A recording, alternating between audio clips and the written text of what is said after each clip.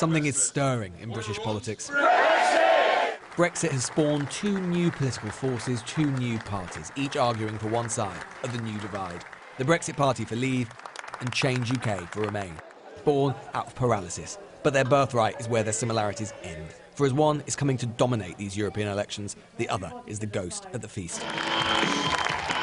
Up and down the country, day after day, Nigel Farage is adding to his foot soldiers. Did we leave on the 29th of March? No!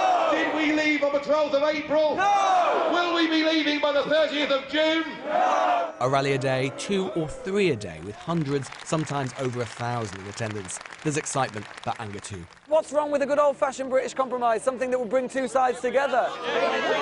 That way would have voted to stay in. Wasn't on the ballot paper. It was in or out.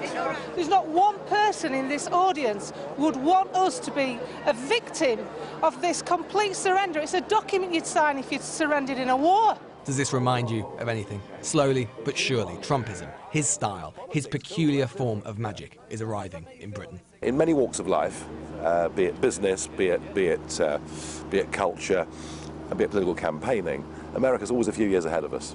And I have spent a fair bit of time in America in the last couple of years. Well, that's what I was thinking. And I rather hope I've learned one or two things. Meanwhile, the Brexit Party's counterpart, Change UK, is struggling to get noticed. We can do this. We can do this.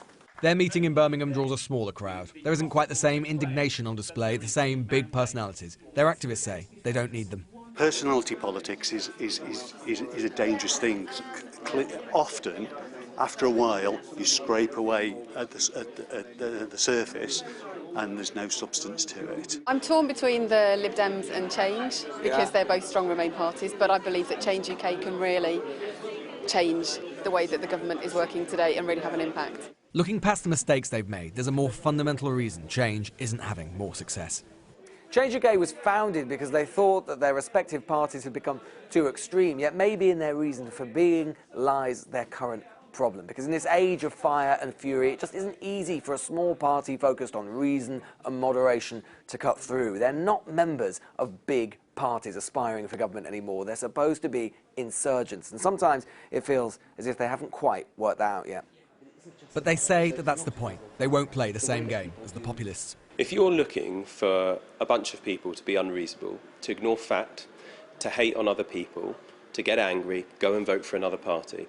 But this is Change's best chance to break through. If they can't, it's unlikely they'll secure a second act. For the Brexit Party, though, their story might just be beginning. Goodall, Sky News.